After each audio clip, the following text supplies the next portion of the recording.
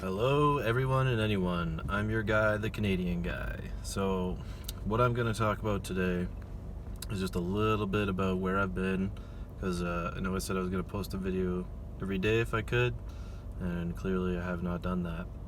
Um, I've had a multitude of events that have happened that I'm probably going to talk about briefly. Let me just fix that. Um, and why they impacted me so much that I decided that, what my current goals were, I was going to put them on the back burner for just a little bit. So first of all, still no job, still not looking good. I do have a bit of money coming in just after the first, so I'm hopefully gonna give my sister whatever I can and see where to go from there.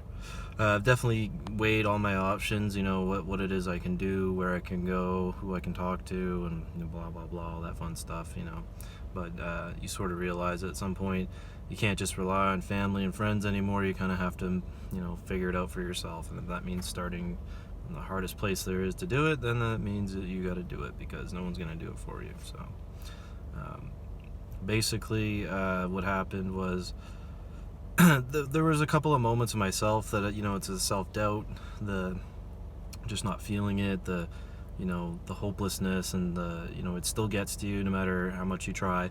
I'm always fighting these things. I've been fighting them my entire life, and I feel like I've gotten pretty good at it for the most part. But every once in a while, it's like a headache that you can't get rid of. It just comes back, and you kind of have to suffer through it for a little bit till you can figure out what exactly is causing these negative. I usually think it's true what they say, like doctors, what they say, that I think it's your diet and your exercise. But I've been eating relatively healthy and exercising the last couple of weeks, so it's just I'm just don't know if that's just exactly what's causing it. It might just be because I've only been doing it for a little while. I don't know. I do know that I haven't been feeling the greatest, and that's kind of why I've been slacking, I guess you could say, because it's time to, yeah. But another thing that happened was I got in a huge fight with one of my sister's friends. Oh, this is coming more like a personal journal than it is a journal of my journey of where do I go, what does he do. But I got in a fight with one of my sister's friends. I don't know if it's because I was feeding off of my sister's negative energy, which caused me to overreact. I don't know if it was just I felt like she was being insulted and no one was standing up for her. I don't know exactly what happened. I know everyone was drinking. I had a drink at like 12, like 2 drinks at 12, but I was supposed to drive everyone at like 7 or 8 to go to a bar or whatever. But yeah, my sister and this girl got in a big fight about not having enough room in the car or whatever it was, and things were said, and they got in a bit of a tussle. So we awkwardly went inside, let them have their fight. My sister needed to be alone for a little bit. Could have waited half an hour, and everyone could have said sorry, and we could have went. But it didn't go that way. The one girl that my sister got in a fight with was really impatient at that point, and I do believe my sister owed her some sort of an apology initially, because she was kind of getting out of control, and they were all fighting for the same thing. So initially I was on her side. I was going to be like, my sister kind of owes you an apology. Hopefully she'll smarten up and relax and take a deep breath and just say, look, I'm sorry for overreacting, but this is why I overreacted. But she never got to that point because this girl who I barely know, I've met her like 3 or 4 times. She's supposed to move in with us. She just she made in my opinion, it's a dumb point to make. She wanted us to leave my sister there, like the other half of us that were going to go to this bar, go without her and continue on with the rest of our evening and not let her spoil our fun, I guess was her idea. Because everyone was hungry and they wanted to get food. And I agreed. I was hungry. I wanted to get food. But I wasn't just going to ditch my sister. We were at her house. She invited everyone over. It's just dumb. And, her boyfriend had intended to go down to apologize to her just to get her to feel better so we could go. And she stopped him and said, no, she needs to take accountability for her actions, and you don't have to apologize to her. Let's just leave her and she can calm down and meet us afterwards. And, I let it go for a little bit. I let her kind of, and then she started, putting my sister's other friend in the middle, like, oh, aren't you hungry? Don't you want to go? And she's just like, I don't want to ditch my friend, man. Like, she's making it pretty clear that she didn't want to go, but this girl was so persistent. And then I started getting frustrated because not only was she telling her boyfriend who would be my brother-in-law if they ever got married. Bad advice, which I let slide initially, but she was also making my sister's other friend, well, I guess she'd be my friend now too, pretty uncomfortable. And I'm very protective of my people. I'm a very loyal person. I've made mistakes with a lot of friends of mine, but I think that deep down, if anyone ever called upon me for anything that they needed, they would always get something from me, whether I could help a little bit or a lot. I think that at the end of the day, your friends and your family are going to be with you when you need them the most, whether it's your dying day or your wedding day. Whenever you need them, they're going to be there. And I have that strong connection with a lot of people. So not so much my sister's boyfriend, because I just kind of getting to know him, but more my sister. She's incredibly important to me, and this girl was essentially insulting her to her friends and her boyfriend. I just kind of had enough. So she said, don't go down and apologize. I said, that's bad advice. Go down, apologize, fix this so we can go get some fucking food, because I'm hungry. Like what boys do on Xbox. They'll get in a big fight and they won't talk to each other for a week, and then they'll just be like, can we just pretend nothing happened and move on with our day so we can game again? Yeah, sure. I mean, it's not the healthiest way to go about it. I understand. Everybody should take accountability, but I know my sister well, and I know that if we all got out and got going, she would have apologized to everybody and said, I'm sorry for overreacting, I'm being a bitch. She would have taken accountability. But you don't, when the way the girl wanted to do it, was that treating her like a bad dog, like a dog that did something bad, like discipline. You can't feed negative habits or whatever the fuck the logic was. And to some degree, yes, I understand. You don't want to just take away someone's accountability on account of their feelings. I get that. Everyone who makes mistakes should be accountable for their actions, because you made the choice to make the action.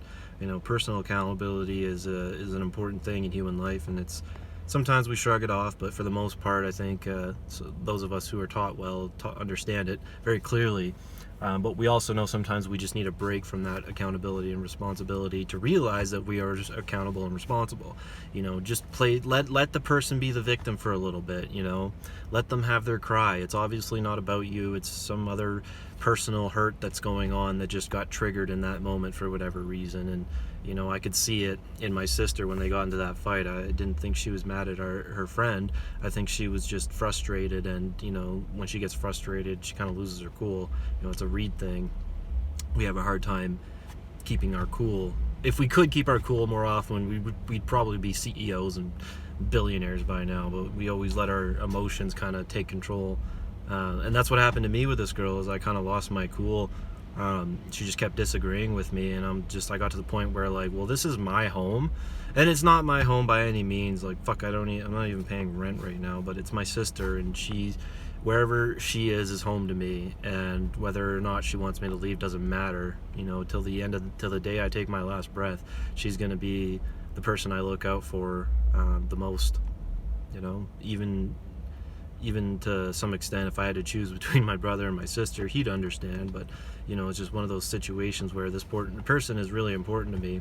So I got emotional and sort of lost my cool because she was disagreeing. So I called her rude or whatever. I wanted to call her a fucking ugly, dumb, skinny cunt piece of shit, but obviously you can't do that. It's disrespectful as hell. And obviously I wouldn't go to a place of like racism or bigotry. Obviously just schoolyard banter. But I didn't go to that place. I called her selfish on the way down the stairs because I realized I was getting ignorant and dumb and saying stupid shit, and I was like, I need to go calm down because everyone's getting in a fight, and I don't want any part of this. And so I called her selfish on the way down the stairs because I think her logic is a selfish logic.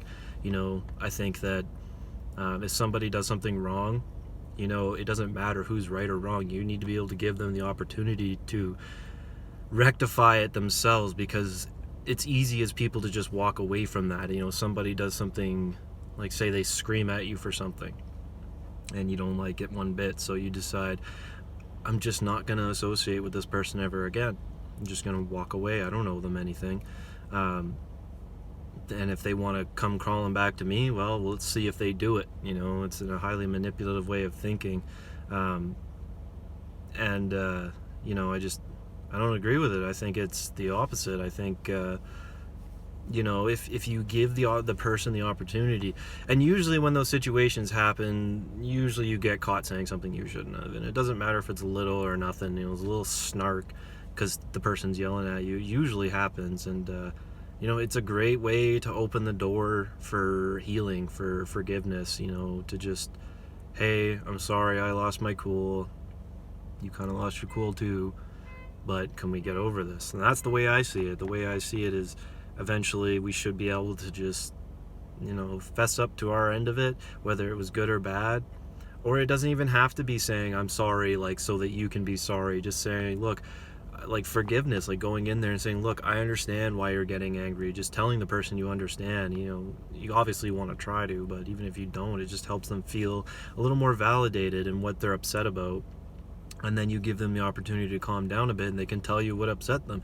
And then you can either laugh about it because, it seems kind of dumb to be upset about that now, doesn't it? Or it can be that's stupid, I'm on your side, let's fix this. And it just didn't happen because social communication broke down, people were drinking, and obviously it was just a stressful situation, and it impacted me quite a lot.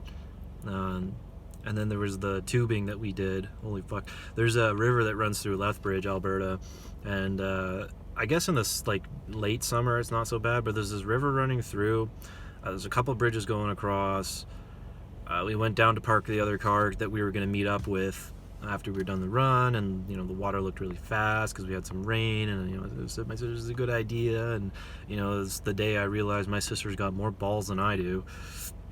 No one else was tubing. There was a couple people fishing where we launched, and just as soon as we got in the water, it just pulls you. Luckily, it kept us close to the shore, but I was worried because I grew up in a town where the river current kills you. So, I was worried that because of all the rain and maybe the snow melting from the mountains, that possibly the river was too fast. But I figured, hey, stay on the tube, follow my sister, we'll be good. We kept getting turned around, we kept going in circles. There was a couple of small rapids that almost scared the hell out of us. I almost jumped off.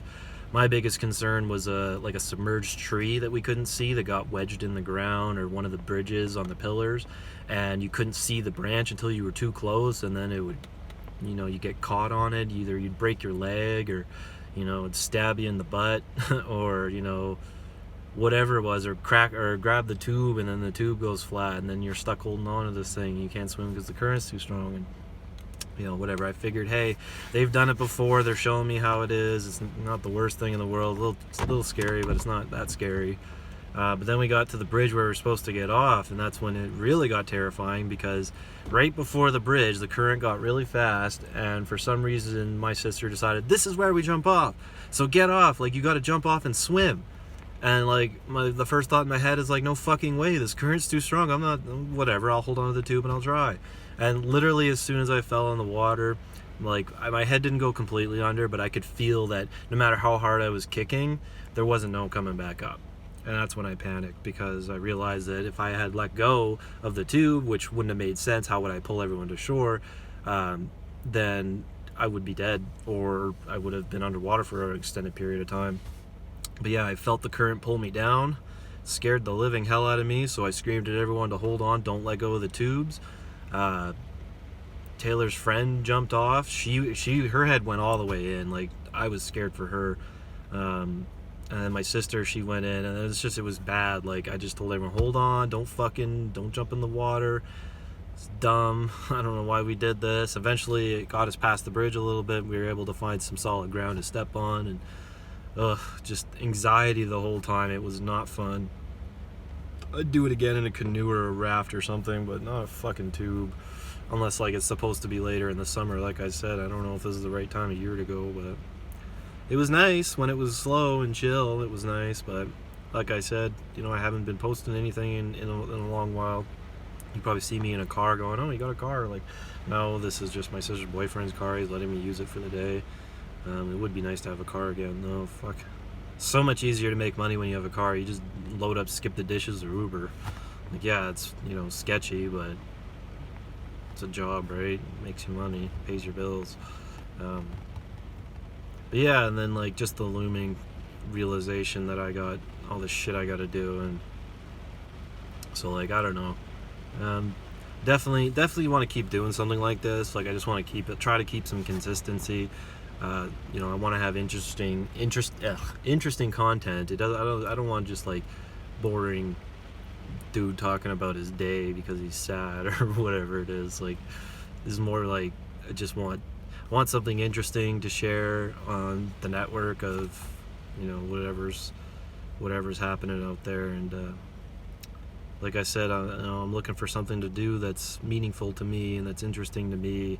A job, everyone says you just need a job, just get a job, and it's like, fuck, like, I don't want to be the same person that I am when I work a job that I hate. I hate that person. I absolutely hate that person that I become, and it happens every time. Because I end up hating the job, or I end up hating the people, and I know people say, well, that's just life, man, that just sucks. And it's like, no, man, I think it's more the other. I wasn't given enough opportunity to figure this out when I was going to high school. That should have been the time that I should have been focusing on it. And because of the nature of high school, it just never happened, because you're more worried about your friends or when you're going to drink, or you'll figure it out when you're 20, blah blah blah. Just the perfect opportunity to stay home and think about it. And I'm 26 now and I'm just getting to do it. So some would say I've had all the time in the world to think about it, and to some extent I just haven't found the answer. I'm looking for an answer. I keep hoping it's one of those just eureka moments, like, oh shit, I don't know why I didn't think of that. But bills are important, yeah, I get that, but so is my livelihood. My ability to be happy and to be a good person and a healthy person. That's important. That's more important to me than, if I gotta sleep in the bush to be happy, then I fucking will. It's gonna be a miserable time, but life is chaos, man. Like, no matter where you go, it sucks. So if you're willing to sacrifice certain things to live a happy life, then why not do it? If you can make it work, make it work. And that's where I'm getting. I don't know anymore. I can't follow these rules that are set for us in place. I can't. I know why they're there. Like, I understand that when you get a job, it's to pay for expenses like eating and shelter and electricity and internet, and living isn't cheap. It costs money. I don't disagree with that at all. I just disagree with how we're supposed to go about it.